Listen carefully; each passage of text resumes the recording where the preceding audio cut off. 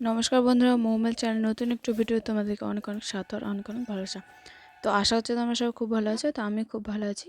তো আমি আজকে চলে আসি মাসির বাড়ি। তো এটা আমার ভাগস্তিটা ও হাই করে দিল। আর এখানে আমার ভাগ্নের জায়গাটা পরিষ্কার হচ্ছে, কারণ বাড়িতে চিকেনটা কাটা হয়েছে তার জন্য। তো এখানে আমার ভাগনা দেখতে পাচ্ছ, এটা আমার ভাগনা। আর এই ভাস্তিটা হচ্ছে মুরগিটা একটু পরিষ্কার করছে। তো এ পাশে এসে দেখছি মাসি চিকেনের জন্য সব কিছু রেডি করে নিচ্ছে, পেঁয়াজ রসুন আলু সব কেটে নেবে। তো তারপরে তার মধ্যেই দিদি বলছে যে চলো একটু পুঁই শাকের মোটক নিয়ে আসি।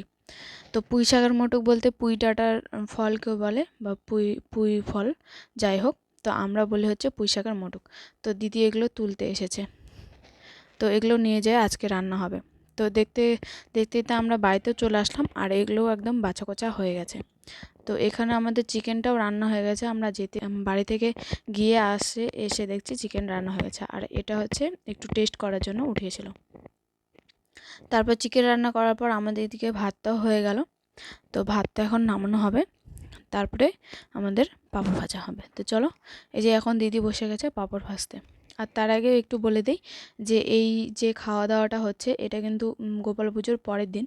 কারণ গোপাল পুজোর পরের দিন একটু মাংস না হলে তো জমে না খাওয়া দাওয়া। তো তার জন্য মাসি ওরা একটু মাংস করেছে। তো এখানে কিন্তু সবারই খাওয়া দাওয়া, মানে 3 বাড়ি আমরা একসঙ্গে খাওয়া দাওয়া করছি এখানে। 3 বাড়ি না, সরি 4 বাড়ি।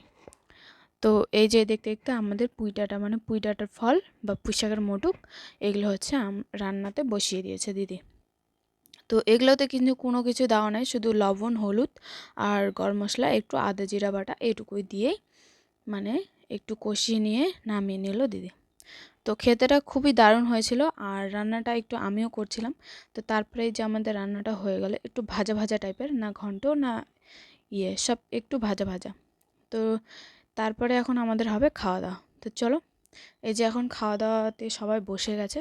খাওয়া দাওয়া করার পর দেখি কি করা যায়। তো তারপরে আমি হচ্ছে খেতে বসে গেলাম।